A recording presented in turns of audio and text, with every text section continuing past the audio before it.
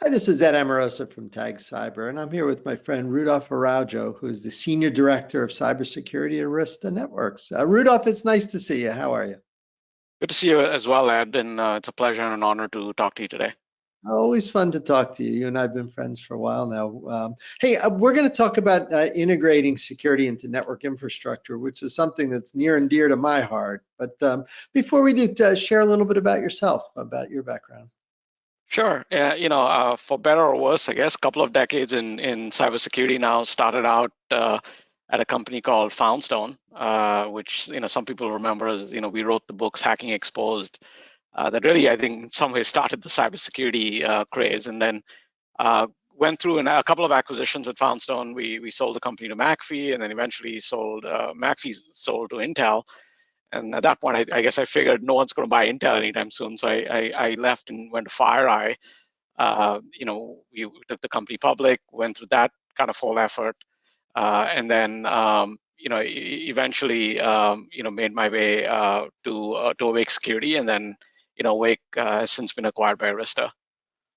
Well, it's wonderful. It's so good to see you. I'm glad that you're working in such a fine firm. Now in the area of networking, what we found is that early networks were not designed with security, as we all know. I'm sure you figured that out back in the old Foundstone days, writing signatures then. But obviously we need controls. So share with us a little bit about how at Arista you guys are integrating the network controls right into the infrastructure. Like this is a unified play. It's something that I find very attractive. So talk to me a little bit about how you do that. How do you go about integrating security right into the network infrastructure?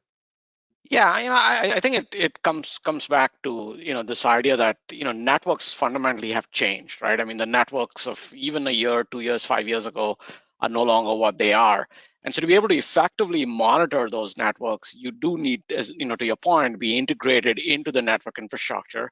And there's a couple of places to do that, right? I mean, if you think about the switching infrastructure, the switches see every packet going across the wire. So if you can monitor the network there and not just monitor it from a traditional kind of network performance monitoring perspective, right, where you look at net flow data and say, okay, hey, who's talking to who, but really be able to introspect and get deeper into, okay, I see this is a Kerberos packet. What is that Kerberos packet telling me? Is this someone that is trying a brute force attack, etc.? So by sitting at that switch layer, you can really inspect, but then on the flip side of that, you can also start to take action, right? So if you decide that, what, Ed's computer is maybe misbehaving, and I'm sorry for picking a new Ed as an example here, you have the ability to take that switch port down right away as well. So I think there's some real value in baking security at that infrastructure level, because it really helps, I think, reduce the time to detection, but also reduce the time to response. It suggests almost that a lot of the network security controls that one might embed would be useful for things other than security. It helps you just run the network, right? I think the example you just used, I can think of 1,000 reasons why you'd want to be diagnosing that. Do you find that to be the case? Do you find that there's generally a lot of value that's created for multiple teams? Absolutely, right. I mean, if you think about visibility as a fundamental, kind of requirement from a network, visibility supports not just your security operator, but it also supports a network operator, right? I'll give you an example. We have a large university client, and one of the things the CIO often says to me is like, look, the reason I care about visibility is, I want to figure out who are the students that are using up all my bandwidth with Xbox gaming. But what the point he is making is, it's not that I care just about the Xbox gaming. That Xbox gaming and all of the gaming in general, I guess I shouldn't pick on the Xbox specifically, is a way that a lot of the malicious activity also gets into the network, right? So as a customer, it's unique. It's not a unique use case where they're blending what would traditionally be considered network ops kind of use cases with security ops use cases, right? And then so that's kind of the foundation. And then once you have that, they want to be able to ask these questions, right? These rich questions about, okay, hey, at this particular point in time, who was talking to who? What other devices might have shown that same behavior? Can I do some, passive DNS type analysis and say, what other domains should I be concerned about? and from an attacker's kind of infrastructure perspective. So you get to ask these deep, insightful questions and have the data and the answers almost pre-computed for you, right? So that they're available in real time. It's not like you run a search and then you come back, a day later, and if you're lucky and if that search hasn't crashed, maybe you get an answer, right? So I do think that these use cases are starting to blend together and starting to serve a variety of purposes, not just a traditional SecOps or a traditional NetOps kind of use case. Rudolph, have you seen the standards evolving now to where integrated security is just part of networking, or are they still kind of separate? What are you guys seeing at Arista? Do you think the standards organizations get it, or are they still maybe lagging a little bit? I think they're lagging, but I think they're starting to get there, right? I'll give you an example. Ed, encryption's a great example of this, right? Historically, if you look at some of the largest banks, look at some of the more heavily regulated organizations, they took the approach of decrypting data, and putting in a proxy or something in between there.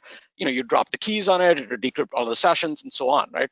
Well, there's two kind of challenges to that approach, right? One is you've got things like TLS 1.3 that intentionally make it hard because of all of the privacy regulations, et cetera, to do that kind of interception. On the other hand, you've got attackers that don't follow the rules, right? They're not going to use TLS encryption. They're going to use point-to-point encryption, which you can't decrypt anyways. So customers then start to question the value of why am I decrypting?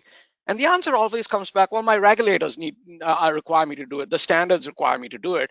And so now I think you're seeing that feedback being given back to those regulators, given back to those standards bodies saying, this is not the appropriate way to deal with the environment we're in today. So how can we get smarter about it, right? And one of the big investments we've made is in this idea of encrypted traffic analysis. Can we get deep answers about the data without violating privacy, right? Without decrypting the data and peeking inside someone's, online banking transaction or someone's Facebook transaction or what have you. So I do think that the regulators and the standards bodies are starting to get smarter, but maybe in a sense they're not there yet, right? And hopefully we'll get there sooner rather than later. You mentioned deep answers. Is that kind of the idea? Like the outcomes really are what we're trying to improve here. We're trying to get to the point where ultimately the overall dependability and security of the network is optimized. Is that what we should all be sort of focused on? Just establishing and measuring good outcomes here? Yeah, I mean, I think it's true about everything we do, right? I mean, if you go out and buy a car, if you go out and rent a place on a vacation or what have you, you are looking for that ultimate outcome, right? And I think for too long, maybe in security, which I'm very familiar with, but I think to a large extent, even in networking, it was more about bits and bytes and features and functions, right? As opposed to, okay, what business outcomes are we enabling through this, right? And Ed, I mean, you've been a CISO at a large organization, right? I mean, security oftentimes becomes the naysayers, right? Because it's all about, you can't do this, you can't do this, you can't do this. And I think what a lot of CISOs like yourself have kind of evolved to is like, okay, hey, our job is to enable the business and to enable the business in a way that is secure and doesn't put the business at risk, right? So there's plenty of examples of this. IoT is a great enabler, right? I mean, you think about the thermostats and you think about the smart TVs and smart phones and things like that are within our networks today. You can't tell people stop. We can't get any of those devices into the network because those devices enable businesses to be much more agile, much more optimal, if you will. So how can security then provide the analysts the visibility they need to still inspect those devices, still prevent the threats from either targeting those devices or emanating from those devices? So that's a good example of where the outcome really drives the solution as opposed to security saying, sorry, you can't do this. I mean, a lot of people say that sort of the objective of network security is to avoid this threat, that threat. No, it isn't. It's to make sure the network's running. Right. That's the idea. Like if the network's running, then we're good. You can do business, you can innovate, we can grow. But when the network's not running, or it's leaking data, or it's an unsafe place to be, that's the kind of outcome you worry about. And there's a lot of reasons why a network would break, including something completely non-security related.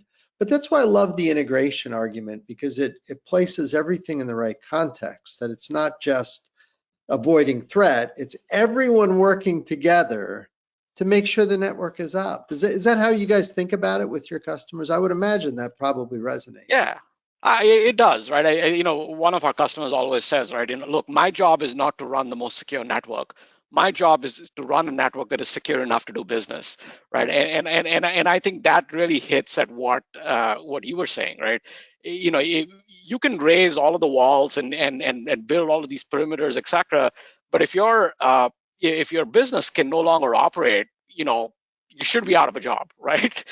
Because that was not your goal. And clearly, every organization has a different bar. But yes, I do think that more and more customers are thinking about it from that perspective. And from an Arista perspective, we're really set up to kind of enable them to get there, right? How do we bake security in a way that security is not this afterthought?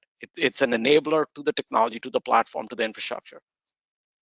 Well, Rudolph, it's always a delight to chat. You've been at this a long time. Congratulations on a wonderful career. And I'm glad you're working at Arista. I think you guys have a fine offering, and customers will do well with your set of products. So thanks for spending some time with us. Yeah, no, thanks, Ed. A pleasure as always. And I always learn so much from the questions, so I appreciate it. That's great. And thanks everyone for watching.